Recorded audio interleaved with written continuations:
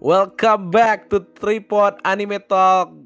Sudah lama kita tidak berjumpa dan di sini seperti kalian lihat ada beberapa update dari podcast kali ini. Keren. Di sini ada saya simbol untuk penonton baru. Di sini ada saya V ditemani dengan teman saya yang sebelah dari kanan saya ada Ghostwriter X dan juga Arsiver.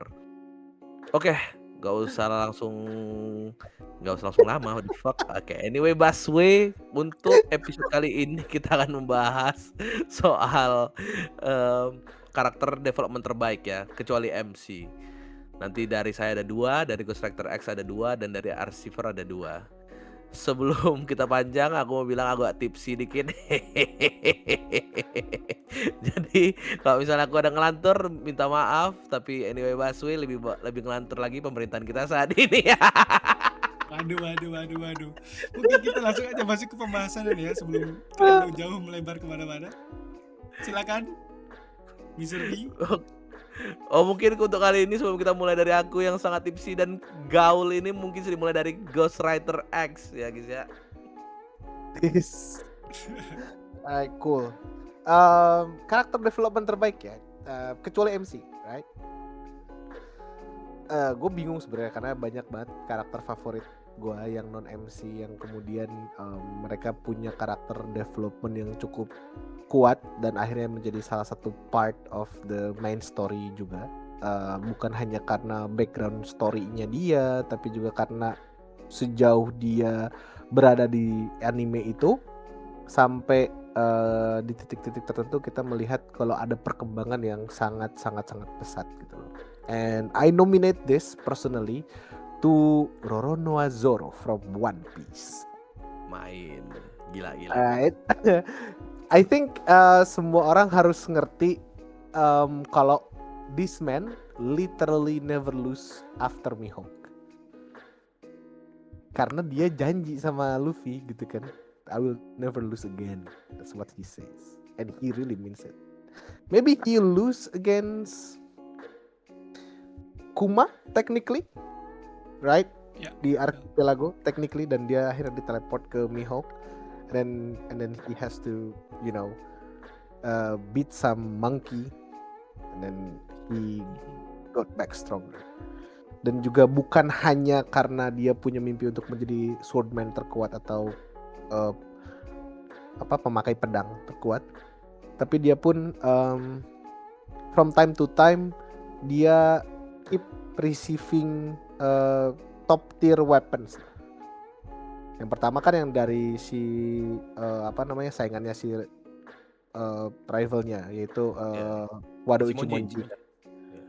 And that Ichimonji was, I would say, legendary grade in my opinion ya, karena dia survive Mihawk attack, it never broke, right? And he keeps it as a keepsake from his possibly first lover and also first rival. And he's so dumb, dia bilang gue nggak bisa ngalahin lu pakai ke rivalnya yang waktu masa kecil itu, gue nggak bisa ngalahin lu pakai 1 pedang ya, gue besok nyobain 2 pedang, and then besoknya lagi I will use 3 swords, motherfucker. Let's see how things goes. And then after it worked out, after like 1,000 battle, he won finally. But sadly si rivalnya meninggal. Katanya jatuh dari tangga, but many conspiracy theories highly doubt it gitu loh. But anyway, jatuh dari tangga. Yeah, but anyway, Zoro probably carries the whole weight as vice captain in Straw Hat Crew juga. Dia berapa kali ngambil yang cukup logical decision waktu di Water 7. Dia act like vice captain soal Usopp yang dispute going merry itu. Terus dia juga make a logical decision again tentang cara dia kabur dari Kuma. And then he made another logical decision. Itu di Tirlbak ya. Ya akhirnya sacrifice himself for the whole crew, kan. Terus yang ketiga tuh dia made a logical decision again as a vice captain untuk belajar sama orang yang pengen dia kalahin, which is Mihawk. And if that is not character development, I don't know what is then. So for me, Roronoa Zoro is solid choice. Gitu. Gimana nih soal Cipher? Atau ada komen nggak kalian? Aku ada komen sih. Silakan. Kalau misalnya untuk Roronoa Zoro ya, Roronoa Zoro itu menurutku adalah salah satu karakter yang tidak masuk. Kok misalnya ada diagram soal power scaling di dunia One Piece, Zoro itu di luar diagramnya. Kenapa dia di luar diagramnya? Kalau misalnya yang lain kan kayak mengandalkan haki, mengandalkan devil fruit. Tapi sebelum adanya haki, Zoro itu di luar nalar, Cok. Kalau misalnya dia tipe orang yang kayak pure brute force ya, kalau menurutku ya, kalau Zoro ini. Kalau dia nggak bisa menang sekali dengan kekuatan, kok misalkan kita nengok dia di anime itu banyak kayak misalnya kayak nge-pull up 1 kg atau 100 kg berat ya kan latihannya. Nah, kalau misalnya 100 kg nggak cukup untuk mengalahkan satu orang, dia pakai 200 kg. Kalau misalnya 200 kg itu nggak cukup, dia pakai 300 kg. Jadi kayak pure brute force yang ngebuat dia bisa ngalahin musuh-musuhnya. Mau dari yang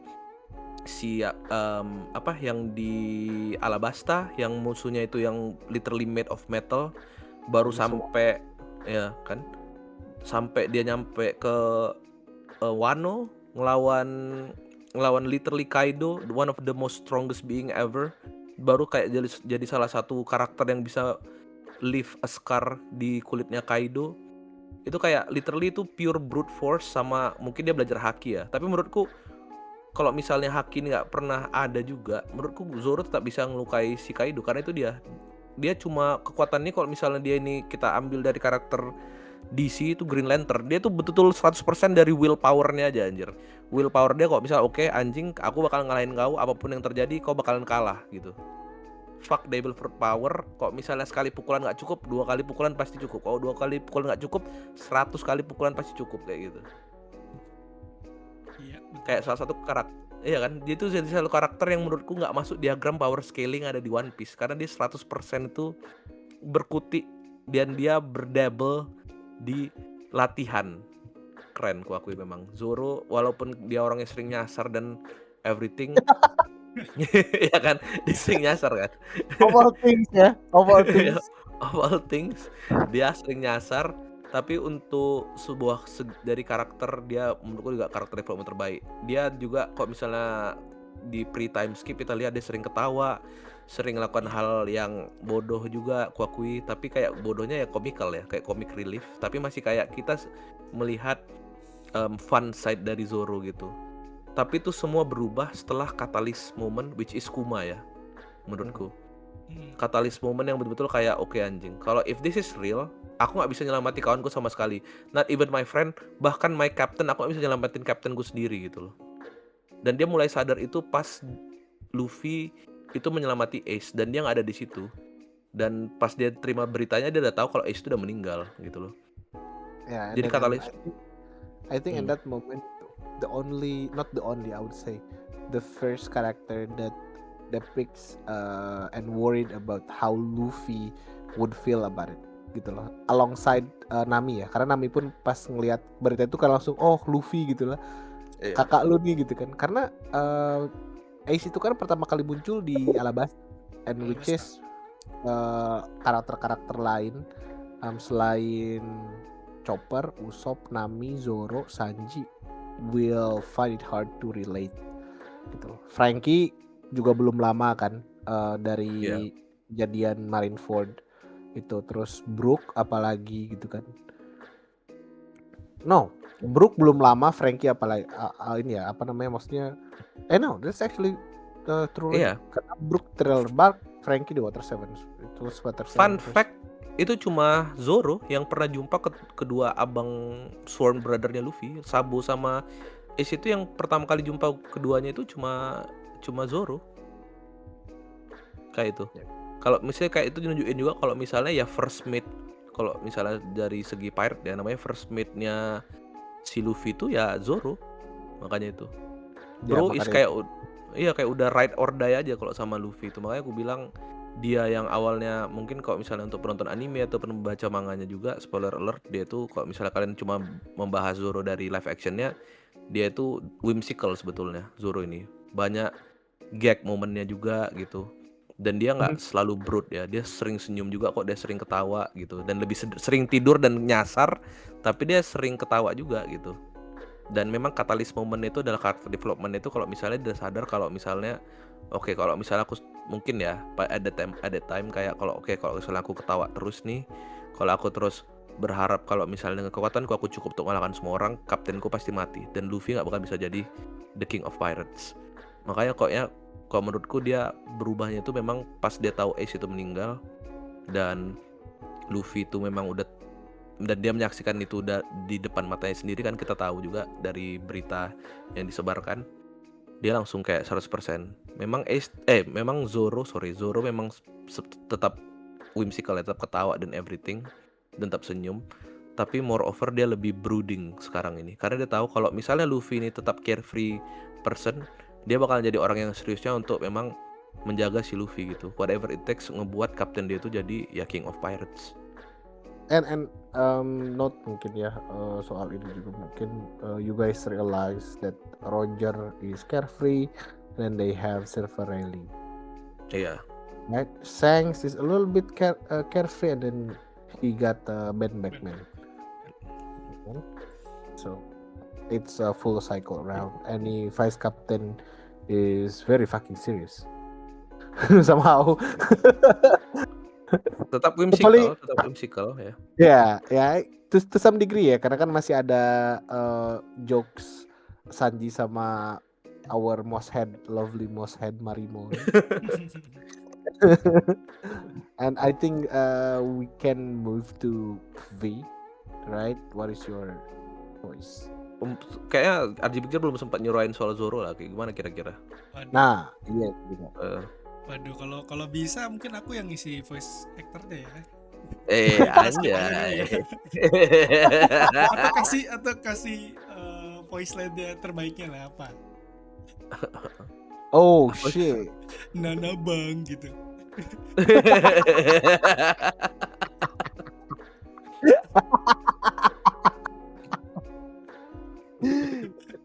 The hell? Oh dong gitu. Mungkin ini agak jauh sedikit ya dari topik, yaitu adalah karakter development, tapi sesuatu mungkin untuk yang nonton live actionnya dan untuk penonton yang nonton live actionnya mungkin satu yang kusayangkan adalah kurangnya dynamic di antara Luffy sama Zoro sih, itu aja. Walaupun itu tetap live action One Piece yang menurutku yang bagus, tetap kuakui mereka berusaha, Oda juga overseer the live action, tapi kurangnya dinamis mereka berdua itu buat aku agak sedih, karena in the end of the day kayak yang buat animenya dan manganya itu betul-betul melekat di hatiku, dan aku tahu kalau misalnya tanpa dikasih tahu pun aku tahu Zoro ini siap untuk lay his life for Luffy, karena in the end of the day Luffy itu best friend dia dan orang yang pertama yang ngebuat dia ini melanggar apa yang jadi basically trademark dia, which is pirate hunter gitu loh. Dan karena dia little bit ini ya, offshore gitu, maksud gue kayak kalau di live action they made Zoro too serious, to some degree gitu loh. Dan komikalnya dia sama Sanji itu enggak seperti yang dipotret Oda dalam anime dan manganya di early stage. Padahal kan itu sebenarnya bahan ketawaan kita tuh Usopp, Nami, Chopper dengan ketiga penakutannya. Ini kan trio penakut kan. Terus si Sanji sama si Zoro yang saling insult. And then we have the most chaotic person ever, yaitu si Luffy. Jadi kayak di live action tuh belum terlalu terlihat, but then again my friends, it's live action, right? Ain't no way that they could portray everything 100%. Even though gue masih ngasih kredit terbaik untuk predikat kredit terbaik sebagai live action lah, adaptation. Jujur juga. Dari straight straight to from apa namanya, Shonen Jump anime. Karena Dragon Ball, we know that It's ass. it's Mau ass. versi yang manapun ya. Yeah, right. And then Bleach, oh my god, have you watched Bleach Iya, live action? Bleach Oh live my Iya, action. iya, god, iya. disaster. Walaupun ya yang FX-nya itu ku bilang solid ya, Bleach ini FX-nya di Netflix itu solid, tapi sayangnya memang ceritanya itu enggak Percepat, cok, maksudku. terlalu banyak dipotong, terlalu banyak dimakan ya memang ku You akui. make it like you make it, it's a movie that you can make a whole season. Sayangnya itu terlalu rush parah anjir. Kalau misalnya itu dibuat kayak series, kayaknya itu bakalan bisa nyaingin One Piece udah pasti, nggak bakal nggak, karena dari segi FX dia solid. Ku akui juga karakter Ichigo-nya juga lumayan ya. I'm not saying he's good, tapi dia lumayan gitu. You can like you cannot find someone not cannot find, I would say you can find someone better, but he is enough, Ya, he's enough. Ku akui juga itu. right? Mungkin If you have menurutku more budget, probably you would hire someone better. Ya, ku akui Bleach yang ada di Netflix ini mereka mungkin nggak sepercaya Netflix sama Oda, dan mungkin nggak punya those privilege ya. Kayak Oda kan udah bilang kalau misalnya Netflix mau buat One Piece dikasih, tapi semuanya itu harus dengan restu dia gitu. Dan aku yakin in the end of the day Netflix is a business company. Mereka nggak mau lose money kan, tapi mereka mau lose money ataupun kemungkinan lose money karena mereka percaya sama Oda gitu. Dan menurutku sebetulnya kalau misalnya mereka percaya sama Bleach dan kreatornya itu Tate Kubo, Titik Kubo, aku yakin itu sebenarnya juga bakalan panen duit juga. Tapi sayangnya mungkin mereka nggak sepercaya itu sama Tate Kubo dan mungkin orang yang punya hak cipta IP live actionnya. Kalau menurut gua sedikit ya kita bahas offshore soal live action si Bleach ini. Kalau menurut gua bukan masalah kepercayaan atau apa sih, tapi lebih tepatnya mereka udah tahu Bleach ini tuh udah dapat backlash yang cukup negatif dari how it ends. At the moment ya, at the movie was when released or maybe produced, Bleach already have the backlash because of how it ends. One Piece lagi seru-serunya, gitu kan? Betul. Jadi kayak orang-orang, I think kalau nggak salah gue pernah dapat berita kalau One Piece itu udah ngalahin novel top seller apa gitu in sales as a book, si manganya, meaning that as a manga he's like basically it's basically on another level. So Netflix as a business company can see the opportunities from the fans perspective, audience perspective, market perspective. It is worth it for Netflix to actually invest to Oda, and I think it makes sense. It just makes sense like that. Kalau misalkan Bleach sesuccessful One Piece, mungkin kita akan punya series. Contoh ya, nggak usah Bleach, Kingdom aja deh. Kingdom itu successful loh kehitungnya, karena dia literally sampai 6 movie, gila. Asli. Basically. Fun fact, Ghost Rider itu glazernya Kingdom. Alright, karena kita terlalu banyak nyimpang ya di live action, waktunya mungkin giliranku untuk ngasih tahu best karakter development dari mungkin dia antagonis atau antagonis ya, bukan protagonisnya. Mungkin agak beda kalau misal selama ini kan kita bahas kayak isekai atau memang action anime atau sebagainya. Mungkin untuk best karakter developmentku kali ini itu dari salah satu comfort animeku, which is dari anime, nggak anime sih sebenarnya, lebih ya anime ada juga dan manganya ada juga. Tapi kita fokus di sini ke sport anime, which is dari I Shield 21, which is Yoichi Hiruma. Mungkin The Captain. Mungkin untuk sedikit sinopsis ya, ini betul-betul anime yang tua, mungkin ya orang yang sempat nonton anime dari Global TV mungkin tahu ya. iShield 21 ini. Kayaknya ada Global TV lah, kayak itu di SCTV. Anyway, correct me if I'm wrong, tapi itu dari bagian itu. Basically iShield 21 ini adalah sport anime sebelum Haikyuu yang sangat tenar. Itu aku ingat kali dulu ada, kalau misalnya kalian baca komik di website bajakan, dulu yang paling terkenal tuh One Plus Manga atau Manga One. Manga Panda. Ya, Manga Panda. Dan One Piece dan One Piece, Naruto, Bleach itu memang di top 3 selalu karena mereka big 3, we all know that. Tapi iShield 21 sebagai sport manga itu bisa di antara keempat, atau dia kedua, atau dia ketiga. iShield 21 was that big menurutku juga, selain Tsubasa ya, untuk sebagai sport anime. Basically iShield 21 ini adalah cerita seorang anak bernama Senoko Biyakawa yang bermain American football. Basically gitulah ya, tapi di Jepang.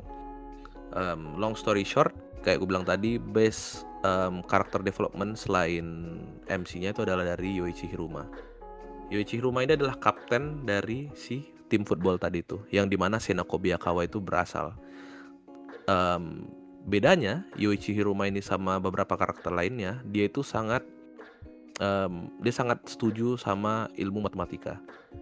1 tambah 1 pasti 2, 2 tambah 2 pasti 4 gitu. Dan dia gak bakalan menyimpang dari situ.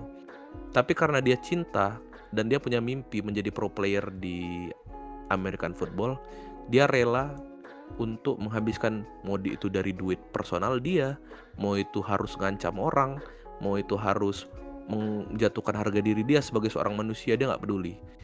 Dan dia percaya 100% itu sama running back dia, which is salah satu posisi di American football, itu adalah runner back.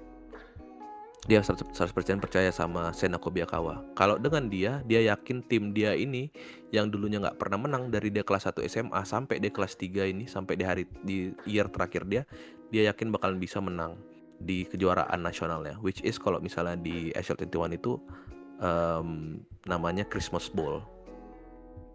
Karakter development dia yang dari seorang yang gak pernah percaya sama orang, gak pernah mau peduli sama orang, dia nengok orang itu kayak binary digits, 1 sama 0 gitu. Di antara kau berguna atau kau gak berguna sama sekali gitu. Tapi kalau misalnya untuk American football, dia selalu percaya apapun yang terjadi, kalau misalnya musuh bisa nyetak 99, skor kita bisa nyetak 100, kita tetap menang gitu. Dan dia ngelihat si Sena berusaha, tim-tim dia berusaha, walaupun tim-tim dia ini awalnya ini cuma anggota yang basically kena blackmail untuk ikut di klub American football ini. Semuanya tuh kena blackmail parah. Kalau nggak kena blackmail, itu kena manipulatif. Tapi dari awalnya mereka kena blackmail, mereka kena manipulate untuk ikut ke American football ini. Lama-lama mereka makin cinta sama olahraga ini, mereka punya impian besar sama olahraga ini. Dia juga punya impian besar untuk mereka juga. Apapun yang terjadi, dia bakalan menang di Christmas Bowl gitu. Karena balik lagi ya, yang buat karakter dia ini betul-betul berbeda itu karena dia ini memang didesain dari awal itu adalah untuk menjadi tactical captain yang paling strategis. 1 tambah 1 pasti 2 gitu. Yang berarti kalau misalnya tim kau sampah, kau pasti kalah gitu. Tapi dia punya kepercayaan lama-lama dengan tim dia yang ngebuat dia ini berubah. Walaupun dia tahu tim dia ini sampah, tapi dia tetap percaya kok dia tetap bisa menang gitu. Dan kepercayaan dia itu yang mematahkan sistem matematika yang ada, ngebuat dia ini jadi bisa agak spoiler alert, mereka menang Christmas Bowl, balik lagi ya. Jadi bisa menang di kejuaraan nasional itu sendiri. Dari awalnya dia gak percaya sama orang, dia gak peduli apa kata orang, mau dijelek-jelekin dia gak peduli, yang penting dia bisa menang. Dia mau dengan cara yang paling mengerikan pun dia lakukan, yang penting bisa menang, dilakukannya. Tapi ini yang dia bisa berubah kalau misalnya ketakutan itu bisa membuat aku bergerak, tapi kepercayaan ini yang buat tim ini bisa menang. Jadi dia berubah dari situ. Fun fact juga, fun fact karakternya ini, saking manipulatifnya dia dan saking seringnya dia nge-blackmail orang, dia ini bisa nge-blackmail basically pemerintahan Jepang untuk ngebiarin dia anak SMA untuk bawa senjata kemana-mana pun. Jadi dia jalan-jalan dari rumahnya ke kosan, dari kosan dia ke sekolah itu bawa senjata M14 kayak gitu. Iya, basically. and he would like do the shooting to the air, something like that. I remember. I know. The one with blonde hair and spiky hairstyle, right? Betul itu dia. The one that actually become the captain of the team and then become the commander as well. That guy is, yeah, I can vouch for what you just said. It's actually good, solid, sumpah. Sayangnya animenya berhenti secara prematur, mungkin karena penontonnya juga nggak banyak untuk sport anime American football, karena aku akui peraturannya itu beda ya. Karena kan basically kan iShot 20 ini kan didistribusi di negara Southeast Asia, which menurutku tidak terlalu terkenal ataupun tidak terlalu mengerti ya sama orang-orang Southeast Asia, which is menurutku ya kayak ya udah gitu. Tapi kalau misalnya kalian pengen tahu kayak anime ataupun manga yang sebetulnya bagus dari story wise, character development, iShot 21 is your go-to, man. Tapi nggak mungkin, Cok, maksud gue orang Indonesia nggak tahu sama iShield 21 karena basically waktu zaman gue SMP pun gue merasakan pura-pura jadi iShield gitu loh sama teman-teman gue, jadi kayak literally in the school hall, motherfucker, like we are going crazy about this anime gitu loh. Ada yang bener-bener kayak, lu tau gak sih somehow ya I don't know, but somehow kita punya kayak mukena gitu. Kita it's totally weird. I don't remember kenapa kita bisa punya mukena yang kita buntel-buntelin jadi kayak seperti bola rugby itu. Terus literally kita kayak 6 lawan 6 gitu loh. Keren. And then some motherfucker would say like, say hut. We don't even know what that is, but we were like inspired to be iShield 21, or maybe to be someone that have like skyhook or some shit, that the lightning, what's the skill again? Yang dia tuh kayak spear of lightning yang sering nangkep si iShield. Oh ya. Itu spear tackle ya punya Shishin. That motherfucker also one of the beloved karakter lah selain si Sena dan si Hiruma tadi. That's my commitment. Mungkin Arxiver have different things to say. Kalau dari gue sih kurang ya, karena maksudnya nggak bisa ngasih banyak opini atau pendapat karena jujur aja nggak nonton. Jadi anime gitu. Tapi kalau misalkan dari developernya sendiri, maksudnya karakter developmentnya sendiri sih menarik ya. Kita agak unik gitu dibandingkan anime sport lainnya gitu ya. Tapi kalau dibandingkan sama Kuroko, anime yang lebih baru tapi ya kurang gitu lah. Gitu. That anime.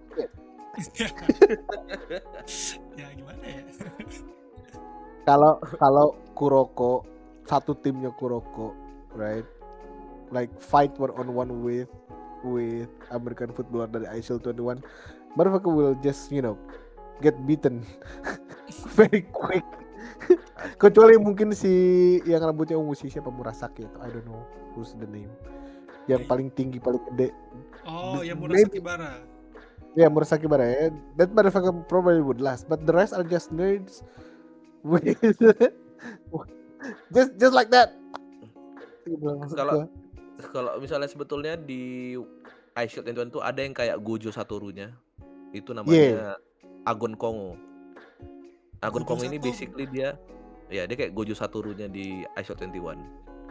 Basically dia Agon Kongo ini dia kayak dilahirkan sempurna gitu.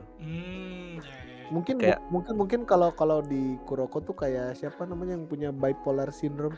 The fuck? Akashi. Yeah. Maybe like that. Right. Oke. Menurutku kalau misalnya Agon Kongo ini dilawan sama karakter di Kuroko no Basuke, dia tetap menang, Cok. Karena Agon Kongo ini dia terlahirkan secara fisik sempurna, secara wajah sempurna, secara teknik sempurna. Apapun dilakukan dia sempurna. Kayak dia 1 dari 1000 tahun dilahirkan kayak orang yang pintar, mau dari secara edukasi, fisikal, apapun dia sempurna. Kayak Gojo lah, basically. Tapi kan Kuroko Kiseki no Sedai. Gila, generasi miracle. Gila loh. Crazy. Lu belum tahu aja kalau Kuroko udah masuk zona, membawa semua orang ke dalam zona, cuy. Dia Gila. sebagai penjaga Itu kalau- gerbang terakhir. Itu kalau Kuroko, lu tau gak kenapa Kuroko main basket? Gue tanya sama lu, nggak main olahraga Kenapa? yang lain. Karena kalau Kenapa? dia main bola nih, dia offset terus, cok. Dia offset terus. Referee-nya kayak, wait, what the fuck? Kenapa dia ada di situ tiba-tiba? Offset anjing, kayak gitu langsung. Mungkin di sini aku sekalian juga ini ya sebagai pengikut iShield21 dan fans yang berat iShield21 yang paling berat kurasa dari di antara Ghostwriter sama Archiver. Aku mau bilang guys, iShield21 itu punya sebuah cerita yang bagus, luar biasa bagus. Dan sumpah aku glazing parah untuk iShield21. Tapi yang buat aku senang sama iShield21 ini adalah gimana mereka bisa overcome sama kehebatan atau keahlian musuhnya. Karena balik lagi ya, kayak aku bilang tadi, Agon Kongo ini dia sebuah karakter yang sempurna. Bayangkan gimana Yuji itu bisa ngalahin Gojo, gitulah. Tapi nggak pernah kita lihat kan, karena nggak pernah ditunjukkan. Kayak mana karakter yang paling sempurna, yang terlahirkan sempurna, melawan dengan MC kita yang punya cuma satu kekuatan, which is super cepat. And that's it. Tapi masalahnya, Agon Kongo ini juga super cepat. Tapi itu dia. Coba itu ya sih. Tolong tonton iShield21 lebih baik daripada Haikyuu. They pay you. Oke. They pay you to this. This is just like episode 4. Did they pay you? Did you get the sponsorship? Why did you tell us? Lebih baik daripada menggunakan APBN untuk membeli sapi. Lebih baik nonton iShield ya daripada itu ya. Bilang tentang iShield. Itu guys, jangan lupa nonton iShield21. Buat yang belum nonton dan suka anime sport, harusnya kalau yang suka anime sport ini salah satu anime yang pasti tonton gak sih? Bener gak? Pasti. Iya kan? Mungkin ini Haikyuu, Diamond no Ace, Slam Dunk ya. Ya, Slam Dunk. Beruntungnya untuk sebenarnya kayak Slam Dunk sama Haikyuu, mereka ini punya jujur budget animasi yang luar biasa. Sedangkan menurutku untuk studio yang menggarap iShield21 ini itu sama kayak semua studio yang menggarap anime Berserk. Cerita bagus tapi studionya nggak ada budget. Terus kalau anime ini gimana? Kapten Tsubasa gimana? Masanya gini, kalau Kapten Tsubasa, gue punya komen. Kapten Tsubasa itu diciptakan pas gue literally masih bayi kayak apa gimana, and then they were just not advanced in technology gitu loh. Jadi kayak mereka tuh terkurung dengan teknologi yang pada saat itu. Jadi kayak meme-nya Iron Man sama bapaknya anjay. Gitu loh kalau Kapten Tsubasa gitu loh. Masalahnya kalau Kapten Tsubasa di remake dengan really serious, I think it would beat Blue Lock into pop to my opinion. Menurutku ya Tsubasa ini instead of a sport anime, walaupun memang sport anime, itu lebih ke drama anime sebetulnya. Lebih ke arah kungfu coy kalau menurut gua. Dan How the fuck kungfu, you ya. How the fuck you can actually climb off the bar? Bol. Iya. Yang kemarin Ada kan satu bola. Ya, itu bener. What the fuck? Jadi kungfu coy. Lebih baik sebenarnya lu nonton Shaolin Soccer. Ada yang absurd, dia nendang bola tapi dia juga di atas bolanya. Jadi bolanya ketendang, dia juga di atas bolanya. Hey. Lebih bagus aku nonton Inuzuma 11. Karena kita udah tahu ini udah whimsical fantasi anjir. Hey, but don't diss the OG sport anime bro. Betul. Ya. Captain Tsubasa itu as old as Slam Dunk, I would say. Betul. Tsubasa crawl so Blue Lock can run. Betul guys. So that's it. Ya. Gimana nih? Oke. Arxiver, what is your character top character development Sebenarnya- karakter? Sebenarnya Oke. mau nyebutin sih, cuma agak malas tadi disenggol sedikit sama si Babang V ini. Hehehe. Oke. Sorry. Oke, mungkin langsung aja ya. Kalau dari gua karakter non protagonis dari anime yang punya karakter development yang bagus ya, yaitu dari anime Haikyuu, yaitu siapa itu toser setternya? Ada yang tahu? No, I don't watch Haikyuu. Oh, Sorry. Kageyama Aku nonton. Tobio Kageyama. Yes. Jadi- Jadi wannabe. Ya. Canda. Pokoknya intinya kalau kalian, tapi kalian berdua tahu volley kan? Maksudnya Tahu, kayak tahu. posisinya kasarnya aja lah, sepengetahuan kalian awamnya kan kayak cuma ada setter, ada libero, ada spiker, intinya kan cuma itu doang ya. Nah, si Kageyama Tobio ini dia posisinya tuh setter, atau ada yang bilang tosser juga, yaitu yang ngasih umpan buat para spiker, buat dipukul lah, intinya itu. Nah, dia itu di cerita Haikyuu ini adalah salah satu setter terbaik di awalnya itu di SMP, salah satu setter terbaik. Disebut juga dia punya julukan tersendiri yang bisa dibilang bikin traumatis juga sebenarnya ke dianya, yaitu Raja Lapangan atau King of the Court, karena emang ability-nya dia, skill-nya dia yang sangat-sangat di luar batas kemampuan anak SMP pada saat itu. Bahkan teman-temannya pun mengakui itu. Cuman yang menarik di sini, dia itu walaupun disebut setter jenius, teman-temannya tuh banyak yang kurang suka ke dia karena dia itu egois. Bisa dibilang tuh apa yang dia pikirkan, apa yang dia yakini, ya itu yang benar gitu. Jadi ketika dia bermain, apapun yang dia inginkan, teman-temannya harus bisa ngimbangin gitu, dimana itu sebenarnya kurang baik untuk keseimbangan timnya. Nah, pada saat di turnamen, itu momen pertama kali dia ketemu sama si protagonisnya, yaitu Hinata Soyo.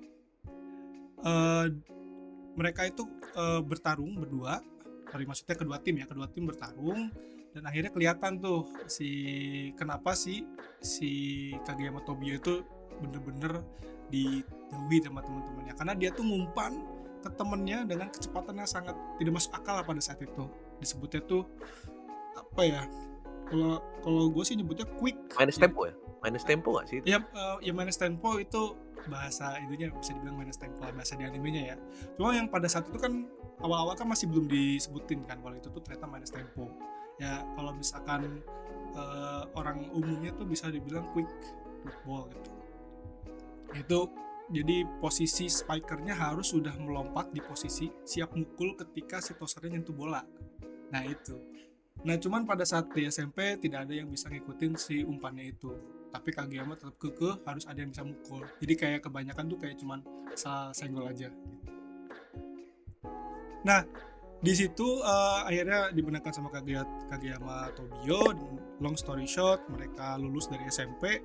Akhirnya mereka mencari sekolah-sekolah SMA ya. Kageyama Tobio ini berusaha untuk masuk SMA yang paling terkenal bagus di klub volleynya. Tapi sangat disayangkan tidak ada yang mau ngambil dia. Tidak ada SMA yang mau menerima dia karena ya itu tadi. Egonya dia sangat terkenal dengan egois yang tidak ingin merubah arah pikirnya dia gitu dalam bermain volley. Terus dia akhirnya masuk ke sebuah SMA yang dulunya pernah kuat. Yang di situ juga kalau di animenya nggak terlalu dijelasin ya kenapa dia pilih sekolah itu ya. Dan akhirnya ketemu sama si Hinata Soyo ini. Oh ya, by the way ini mereka berdua tuh di lapangan itu ibaratnya udah jadi kurang lebih kayak rival gitu deh. Karena pas pertama kali si Tobio lihat si Hinata ini, walaupun permainannya nggak begitu bagus, tapi tuh dia kayak punya keinginan yang kuat gitu. Ya, Seperti yang udah disebutin tadi, bahwa teman-temannya si Soyo ini mungkin harus dijelasin sedikit ya biar lebih jelas. Jadi teman-teman ini kan nggak ada yang dari klub volley gitu. Jadi ketika si temennya yang dari basket tuh jadi setter nih, dia mau ngasih umpan yang harusnya di depan, harusnya ke depan gitu, dia malah ngumpan ke belakang gitu, kepleset bolanya. Yang si dimana si main karakternya si Hinata itu udah siap-siap mau mukul di depan, nggak taunya bolanya ke belakang. Dan dengan kekuatan super refleksnya dia langsung lari ke ujung lapangan yang berlawanan, lalu lompat dan memukul bolanya, dimana bolanya hampir aja masuk. Nah disitulah si Kageyama Tobio ini merasa apa ya, terganggu lah dengan adanya itu. Padahal dia udah kalah tapi kok dia masih kekeh pengen menang. Nah disitulah akhirnya rivalitas mereka tuh terbangun. Nah balik lagi ke masa ya. Gue kira pas tadi yang temen-temen yang dari basketnya itu ngumpan, gue kira bukan yang ngumpan malah ngedribble, anjay ternyata kalau misalkan dia ngedribble itu ngedribble coach sorry coach saya kira malah kebiasaan, sorry geng, kata gitu. sorry deh gitu kan. Cuman itu scene itu ada di, kalau kalian udah pernah nonton Beelzebub yang volley ya, itu juga sama tuh, ada yang dia nggak tahu rulesnya. Anyway, balik lagi ya, kita lanjutin dulu. Nah, di SMA pada saat masa masuk SMA, akhirnya si Kageyama ini masuk SMA yang sama dengan si main karakternya, dimana pada saat tadi di SMP mereka ngerasa rivalitas yang harusnya saling mengalahkan malah dipaksa untuk satu tim, gitu kan. Nah terus si Kageyama ini akhirnya mau nggak mau, long story short ya, mau nggak mau harus menerima dan bekerja sama. Dan akhirnya disitulah perkembangan si Kageyama yang menurut gue sangat menarik. Dia akhirnya sedikit demi sedikit egonya turun, terpaksa turun mungkin ya, karena hawa keberadaan dari si Hinata ini, yang by the way kalau kalian nonton animenya, mereka ini jadi salah satu duet yang paling gila pada saat itu. Duet kelas 1 ya, spesifik kelas 1 yang paling gila pada saat itu, dengan teknik minus temponya itu. Terus dan setelah season season keempat itu setelah dia masuk ke Inter High atau kompetisi yang inisian buat ke nasional gitu. Oh enggak, iya benar. Itu si Kageyama ini sampai akhirnya dia diundang ke pelatihan tim Jepang nasional untuk usia muda, berapa gitu yang usia mudanya.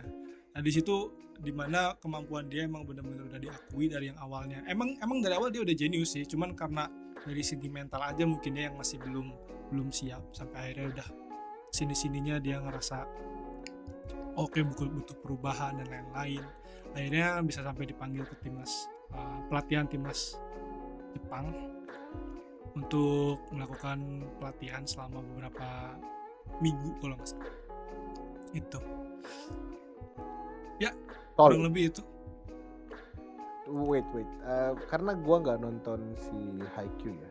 Tapi Haikyuu itu salah satu anime yang nggak ada skill-skillnya kan ya?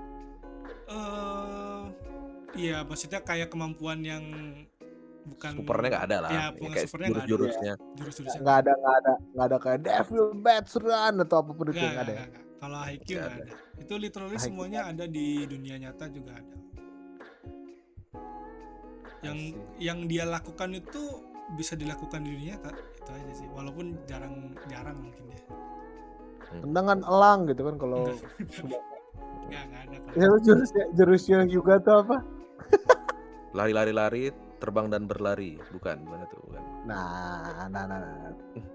Paling kayak cuman ini, kalau ini bukan jurus sih, kayak apa ya?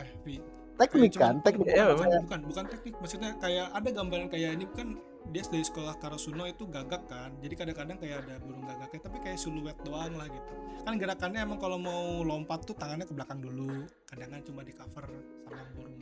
Mungkin gitu. kayak visualisasinya mungkin ya. Visualisasinya termasuk di movie yang terakhirnya juga, dia kan nama movie-nya tuh apa ya, the dumpster battle antara kucing versus gagak, kurang lebih gambarnya gitu. Maksudnya Betul.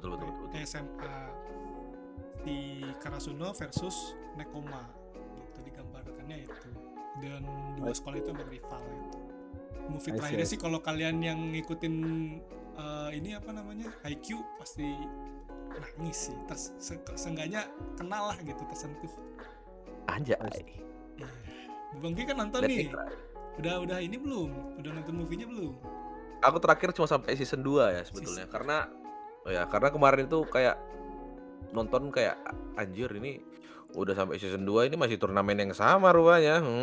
Dan satu season cuma untuk satu kayak tetap satu pertandingan yang sama ini kayak anjing. Oh, Tapi mungkin bakal dilanjutin lagi ya. bukan satu pertandingan, mungkin ya satu turnamen bisa dibilang. Kalau Satu turnamen yang sama ya. Season 1, season 2 tuh kayak sebenarnya kalau kamu pernah nonton apa namanya tadi Kuroko no Basket, itu sebenarnya Kuroko no Basket juga kurang lebih ceritanya sama lah.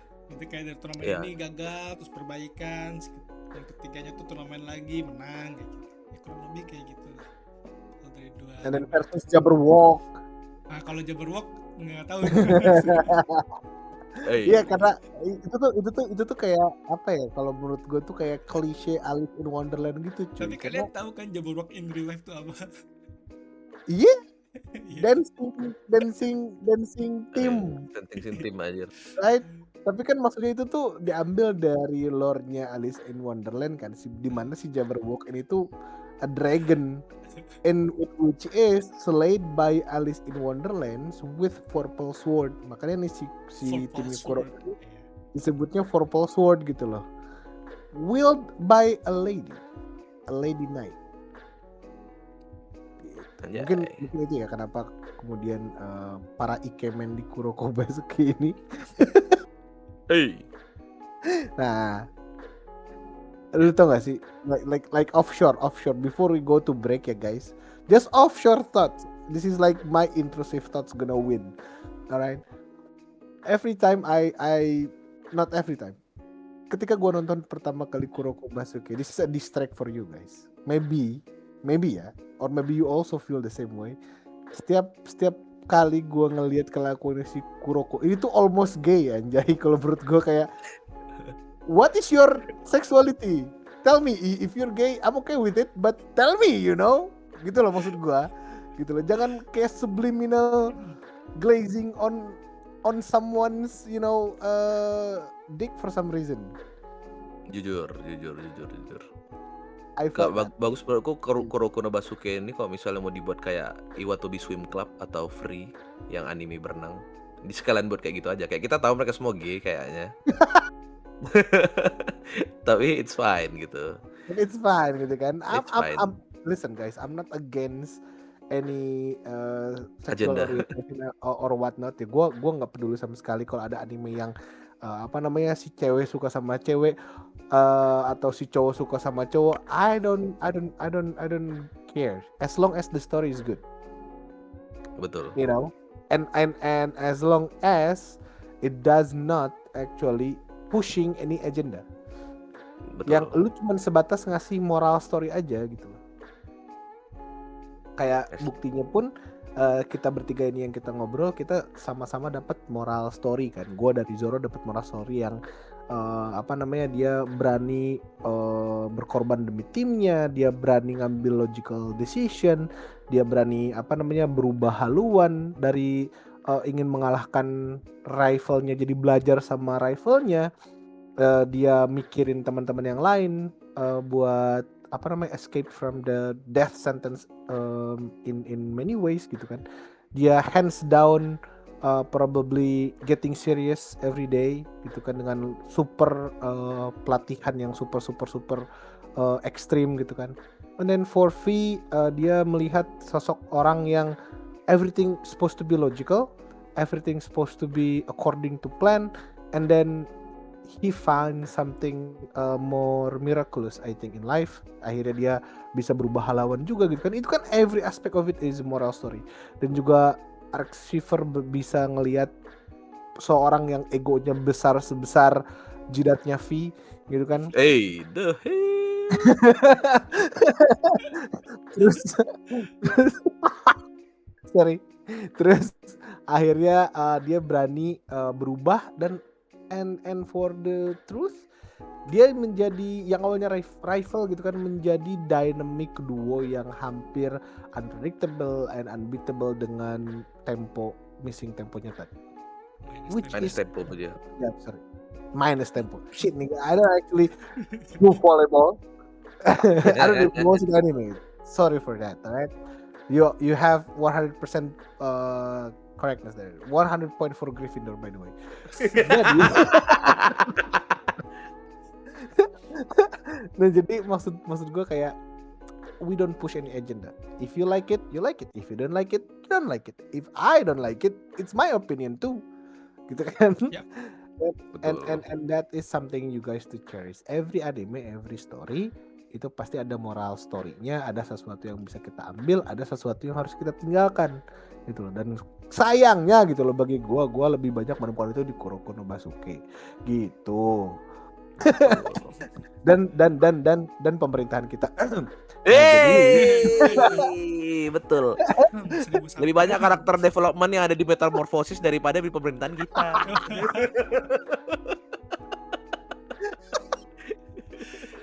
Oke, mungkin kita break dulu kali ya sebelum kita lanjut. Betul. Yes, let's take a break for everybody. Then we will back soon. Ciao.